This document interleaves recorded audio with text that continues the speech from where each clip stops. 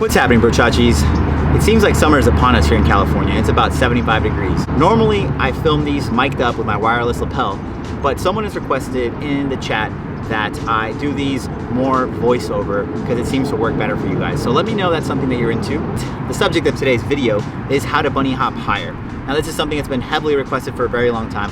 I don't have as much time as I used to really go in depth as much as I have in the past, but we'll still try and delve as deep into this trick as we can. But before we get into that, I ask that you please hit the like button for the YouTube algorithm. You don't have to like really smash it, you can just tap it, it's cool, it's not a big deal. Also, if you're new to the channel, consider subscribing. The prerequisites for the higher hop are essentially just bunny hopping. That's all you really need. Now, this is where the deviation occurs. You can learn how to bunny hop and then start learning how to do tricks, or you can learn the bunny hop and then start taking it to bigger, higher, further, or more intricate variations of the bunny hop. Personally, I just wanted to get as good at the bunny hop as I could before I started learning tricks. So my friends and I started by obviously hopping up curbs. That was the very first transition. Then finding slightly taller ledges, and then searching around neighborhoods to find bigger curbs. I remember what that felt like. It was really cool to just explore different parts of the neighborhood and being like, look, this curb is so much taller than the last one. Let's see if we can hop up it. Initially, when you hop up things, you try and go perpendicular to it, which is more difficult, and people don't know that. It's better to go parallel to something. So go next to it and hop up laterally instead of going and trying crashing into it, because what happens is that your bike is longer lengthwise than it is sideways. So as you hop something perpendicular, which means that you're gonna basically run into it, as you hop, you have to hold that hop higher to get up and over and onto the curb, the ledge, or whatever it is. So when you hop sideways like that, it makes it so your bike is a lot shorter and it's just an easier hop. But when you really want to get the technique right, it is better that you do it perpendicular, you hop, you tuck, and you hold. Okay, so again, we're assuming that you already know how to hop pretty decently. Now the next step is, again, to find things that are slightly taller than before.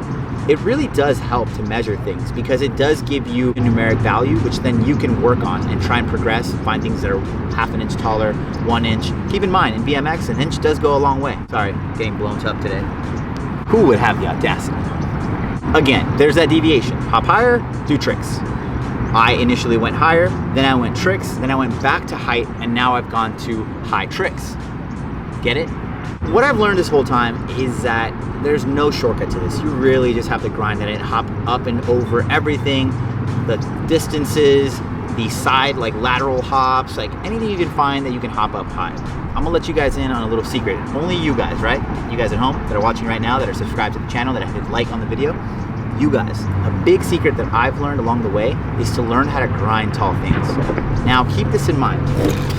Your tire to your handlebars is roughly anywhere from maybe 42 to 45 inches, somewhere around there. From your pegs to your handlebars is a lot shorter distance. I'm gonna say this is what, 8 inches, 10 inches? So that might be like 35 inches, right? So what that means is that when you hop from the ground onto your pegs, it's actually a shorter bunny hop than people think. Now, if you can bunny hop onto something that's bar height, right up here, you can hop up this, that means that your tire's here. That means that your peg is way up here. So you can grind things that are about this tall, which I've done in the past.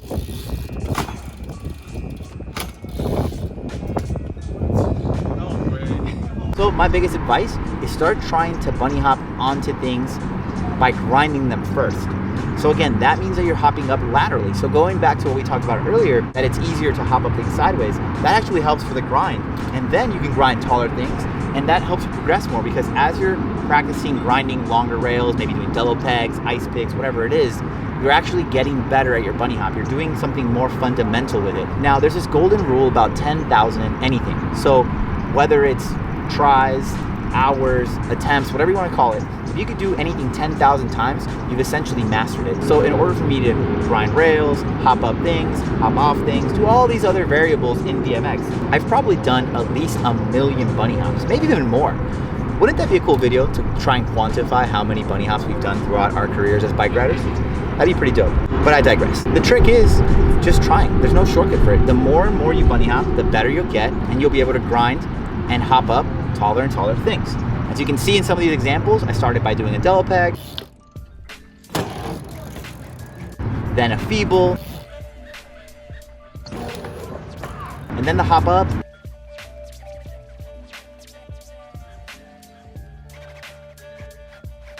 and then the manual.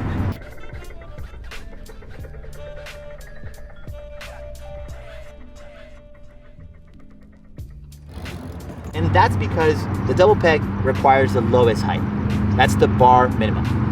The feeble is a little higher up because your front tire has to get up on top. Lastly, I did the manual, which arguably for some is harder.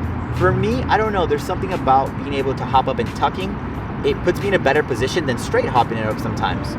Now, if I'm gonna straight hop up something, I tend to get a little sideways, and you'll see in these takes that helps me clear the bike a little easier. Then once you've mastered hopping up things, you can hop up and over.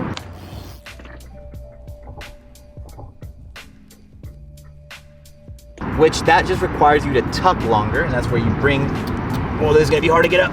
And that's where you actually bring the back end up higher, tuck it by holding your knees in this position.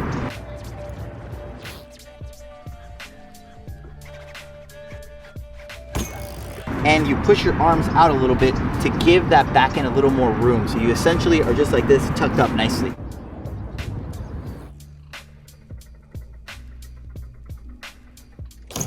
And it looks really cool for photos. The only issue is you have to come out of that. And if you don't come out enough, you will land more front tire heavy, and that hurts your wrist, so be careful with that. The only issues I ever really see with the bunny hop are just confidence. That means you just haven't been doing it enough, you don't feel comfortable enough, and sometimes you're either trying to impress your friends, you see me at a skate park and you might try to impress me, or another pro, or YouTube personality or something, and you're biting off more than you can chew. Always stay in your lane, guys. Wear blinders like a horsey. Just look straight. Whatever you're comfortable at, stay at that level. If you want to progress, do it in small increments. Don't try and eat the whole cake. Just take a little nibble at first, and then another one, and then yada, yada, yada. Okay, let me get back to my skiing position. But essentially that's it. There's not a lot to go into detail here because, again, it is just fundamentally doing it over and over. Find your first little brick, find a little 2x4, start hopping that. Then as you're good at that, add second, stack it up higher, make it longer. Hop over your homies. Be careful, don't hop over your homies. You might kill them.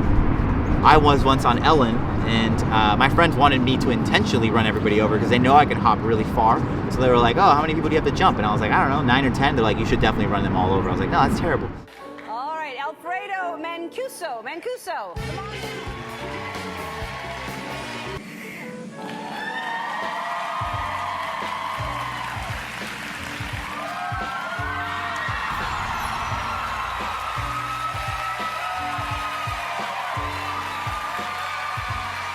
Come on.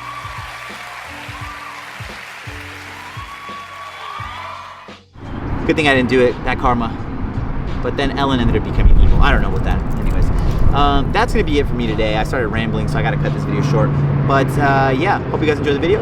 If it helped you, please take a video of yourself hopping over long, far, tall things, whatever.